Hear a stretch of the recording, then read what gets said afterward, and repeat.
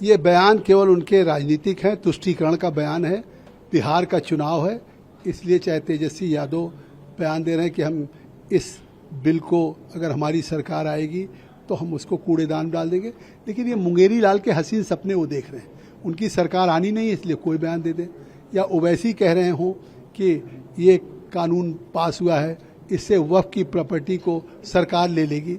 मैं जेपीसी का चेयरमैन था, मैं चुनौती देना चाहता हूं कि ऐसा कौन सा अमेंडमेंट हुआ है। आज अमेंडमेंट ये हुआ है जो कांग्रेस यूपीए ने खुद जस्टिस सच्चर को नियुक्त किया था कि मुसलमानों की जो गरीब पसमानदा या विडोज या अनाथ बच्चे हैं उनकी भलाई के लिए कैसे हो सकता है। तो जस्टिस सच्चर ने जो रिपोर्ट दिया था कि 2006 में कि वक्फ की आमदनी 12,000 करोड़ होनी चाहिए थी, मात्र 163 करोड़ रही, उसका खुर्द मुतवल्ली या वक्फ बोर्ड के लोग कर रहे थे। तो आज मोदी की सरकार ने जस्टिस सच्चर की 2006 की रिपोर्ट को लागू किया है।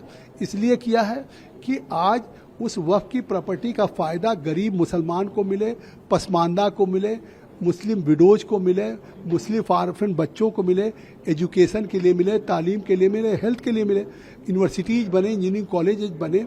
लेकिन आज आप देख रहे हैं वक्फ की प्रॉपर्टी को जिस तरह मुतवल्ली या जिस तरीके से वक्फ बोर्ड के लोग कहीं मॉल को, कहीं दुकान को, कहीं होटल को जिस तरह से बेच रहे हैं, आज मोदी की सरकार ने इसलिए अमेंडमेंट लेकर के आई है कि इसका फायदा हो, इसका डिजिटलीकरण हो, इसमें महिलाएं बोर्ड में रखी जाएं, आगा खानी बोरा से लेकर सिया सुन्नी सभी फिरकों का प्रतिनिधित्व हो और इसका फायदा गरीबों को मिले। किसी की जो टीम है कई देशों में गई, आप भी गए थे, वहाँ के माइनॉरिटी और मुसलमान जनता का क्या रिस्पॉन्स था इसके लेकर के? देश के करीब करीब काफ़ी राज्यों में गए, चाहे महाराष्ट्र हो, मुंबई, गुजरात, अहमदाबाद, कर्नाटका, बेंगलुरु, तमिलनाडु में चेन्नई में गए, बिहार के पटना में गए, कोलकाता गए, हम लखनऊ गए यूपी में, असम में गए, गुवाहाटी गए, भुवनेश्वर गए।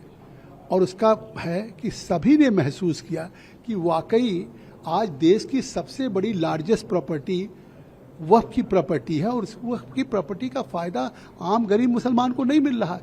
अगर ये सरकार मोदी की ये कोशिश कर रही है कि इसके बेहतरी के लिए, तो सभी ने वेलकम किया। और कानून बनने के बाद कन्याकुमारी से कश्मीर तक देश में आम मुसलमान, गरीब, पसमानदा ने सब ने इसका स्वागत किया।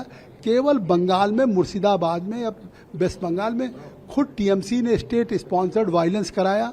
जिस तरह से घरों से लोगों को खींच के हिंदू को मारा गया, बाप बेटे को, लोग पलायन करने के लिए मजबूर हुए और वहाँ की पुलिस मूक दर्शक खड़ी रही।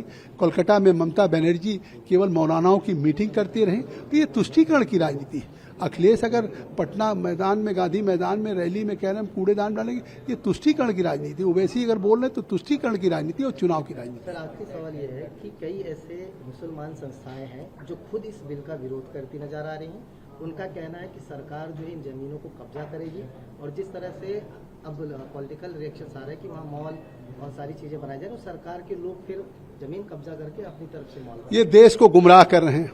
ये कानून बन चुका है, पार्लियामेंट के दोनों सदनों में चर्चा के बाद राष्ट्रपति की मंजूरी मिल चुकी है। अगर सरकार जमीन कब्जा करेगी, ये सिद्ध कर दे सुप्रीम कोर्ट में, देश की जनता को गुमराह करने के बजाय इस बात को सुप्रीम कोर्ट में सिद्ध करें, तो शायद ऐसा है नहीं। वो तो लोगों को गुमराह करके लोगों के जज्बात के साथ खिलवाड़ करना चाहते हैं, लेकिन देश जज्बात के खिलवाड़ से नहीं चलेगा, देश कानून से चलेगा, देश संविधान से चलेगा। लेकिन जिस तरीके से बयान उनके आ रहे हैं, लगता है कि देश का संविधान सर्वोपरि नहीं है, उनके लिए सरिया सर्वोपरि है। नॉन बीजेपी जो स्टेट है, चाहे बिहार हो या बंगाल हो, वहाँ पर ये सरकार अगर बदलती नहीं, बीजेपी नहीं आती तो ये बिल नहीं लागू होने देंगे, वहाँ के राजनेता कह रहे हैं। तो उसके लिए क्या रास्ता निकाला जाए? संघीय ढांचे में जो भारत की पार्लियामेंट का कानून है वो लागू होगा। आप देख रहे हैं आर्टिकल 370-35A केवल ये अधिकार देता था कि जम्मू कश्मीर में भारत की पार्लियामेंट के कानून नहीं लागू होंगे, लेकिन आर्टिकल 370-35A जिस दिन आपको याद होगा 2019 में भारत के गृहमंत्री जी ने उसको अमेंड किया।